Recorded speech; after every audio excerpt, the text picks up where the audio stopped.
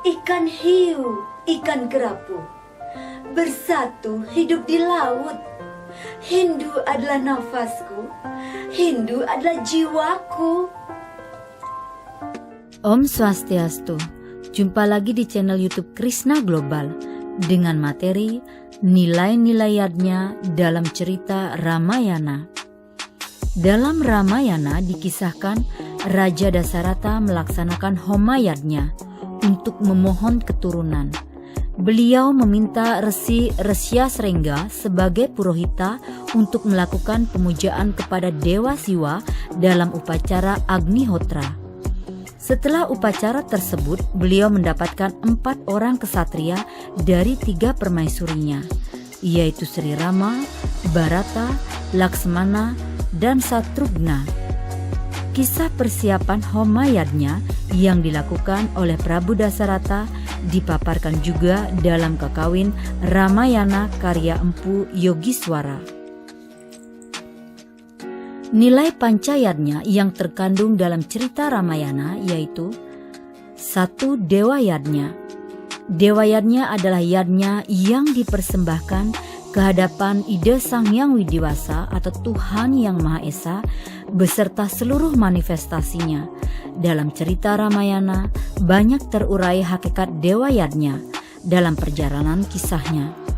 Seperti pelaksanaan homayadnya yang dilakukan oleh Prabu Dasarata, homayadnya atau Agnihotra sesuai dengan asal katanya Agni berarti api dan Hotra berarti penyucian. Upacara ini dimaknai sebagai upacara penyucian melalui perantara Dewa Agni. Jika ista dewatanya bukan Dewa Agni sesuai dengan tujuan yajamana, maka upacara ini dinamai homayadnya. Istilah lainnya adalah hawana dan huta. Mengingat para dewa diyakini sebagai penghuni swaloka, maka sudah selayaknya yadnya yang dilakukan umat manusia melibatkan sirkulasi langit dan bumi. Untuk itu kehadiran api sangat diperlukan karena hanya api yang mampu membakar bahan persembahan dan menghantarnya menuju langit. Selain itu, persembahan ke dalam api suci mendapat penguat religius mengingat api sebagai lidah Tuhan dalam proses persembahan.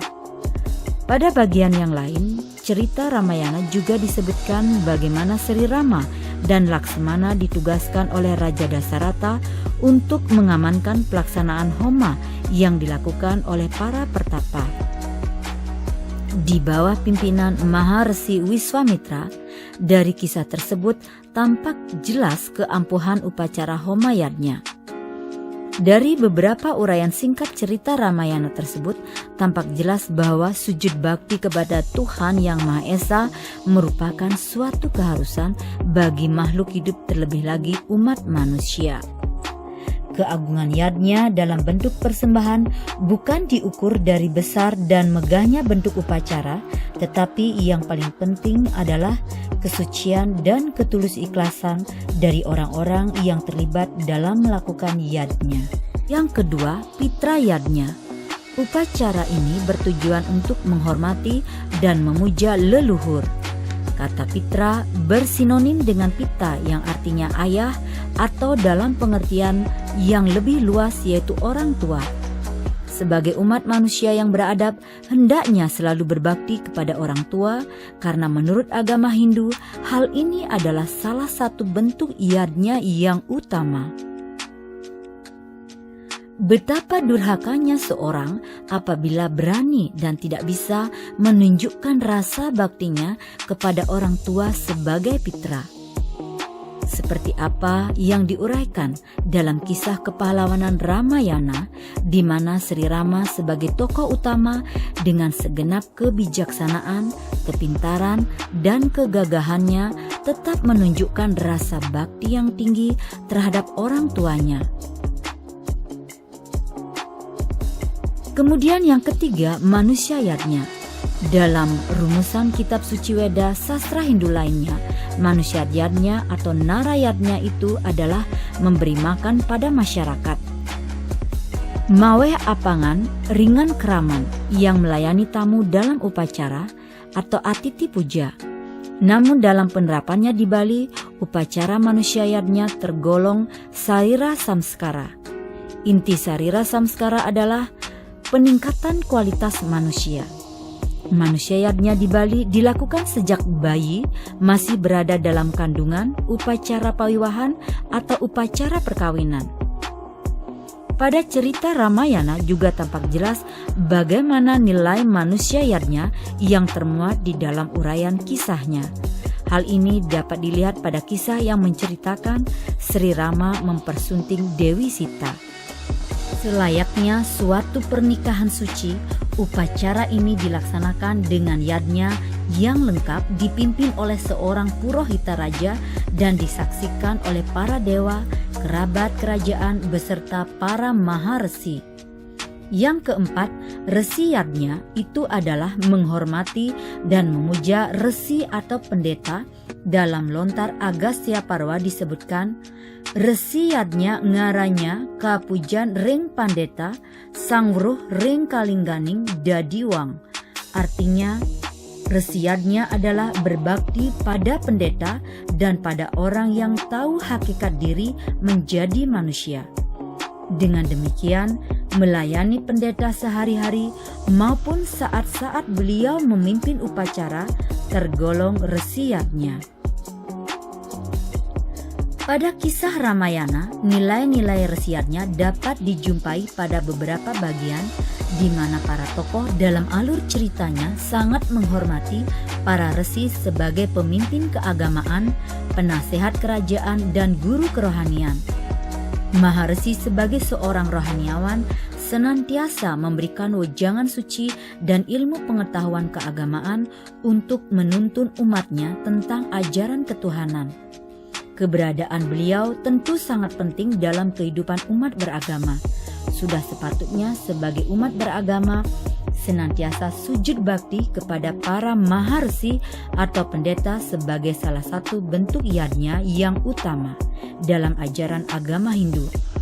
Dalam epos Ramayana banyak sekali dapat ditemukan nilai-nilai resi yadnya yang termuat dalam kisahnya. Oleh karena itu, banyak sekali hakikat yadnya yang dapat dipetik untuk dijadikan pelajaran dalam mengarungi kehidupan sehari-hari. Yang kelima, buta yadnya. Upacara ini lebih diarahkan pada tujuan untuk nyomye, buta kala atau berbagi kekuatan negatif yang dipandang dapat mengganggu kehidupan manusia. Buta yadnya pada hakikatnya bertujuan untuk mewujudkan buta kala menjadi buta hita. Buta hita artinya menyejahterakan dan melestarikan alam, lingkungan atau sarwa prani. Upacara buta yadnya yang lebih cenderung untuk nyomye atau mendamaikan atau menetralisir kekuatan-kekuatan negatif agar tidak mengganggu kehidupan umat manusia dan bahkan diharapkan membantu umat manusia. Pengertian buta yadnya dalam bentuk upacara amat banyak macamnya. Kesemuanya itu lebih cenderung sebagai upacara nyomye atau mendamaikan atau mengubah fungsi dari negatif menjadi positif. Sedangkan arti sebenarnya buta yadnya adalah memelihara kesejahteraan dan keseimbangan alam. Pelaksanaan upacara dewa yadnya selalu dibarengi dengan buta yadnya. Hal ini bertujuan untuk menyeimbangkan alam semesta beserta isinya. Nilai-nilai buta yadnya juga tampak pada uraian kisah Ramayana. Hal ini dapat dilihat pada pelaksanaan homa yadnya. Sebagai yadnya yang utama juga dibarengi dengan ritual buta yadnya untuk menetralisir kekuatan negatif sehingga alam lingkungan menjadi sejahtera. Pada setiap pelaksanaan upacara yadnya, kekuatan suci harus didatang dari segala arah. Oleh sebab itu, segala macam bentuk unsur negatif harus dinetralisir untuk dapat menjaga keseimbangan alam semesta. Buta yadnya sebagai bagian dari yadnya merupakan hal yang sangat penting untuk mencapai tujuan ini. Sehingga tidak salah pada setiap pelaksanaan upacara dewa yadnya akan selalu dibarengi dengan upacara buta yadnya. Demikian materi kali ini, semoga dapat bermanfaat. Saya akhiri. Om Santi Santi Santi.